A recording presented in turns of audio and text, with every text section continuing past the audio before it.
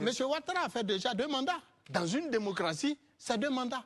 Mais à la suite, on a dû modifier la Constitution en 2016 pour qu'il fasse un 3e mandat et bientôt un 4e mandat. Vous trouvez ça normal?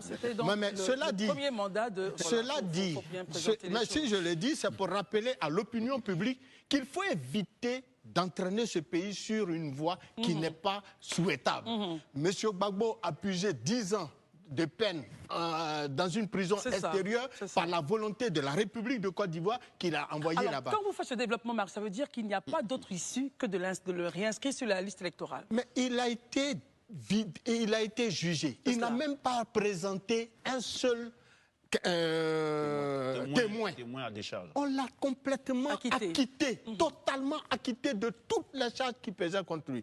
Il est rentré dans son pays. On l'a reçu tous à l'aéroport. Il a été même, le public qui a été l'accueilli a été même mieux encadré par les forces de l'ordre. Il est rentré tranquillement et aisément chez lui à la maison. Il est assis là-bas, on nous sort un autre tic-tac que les politiques connaissent bien pour dire il n'est pas éligible, il n'est pas cela. Il est éligible. Remettez-le sur la liste.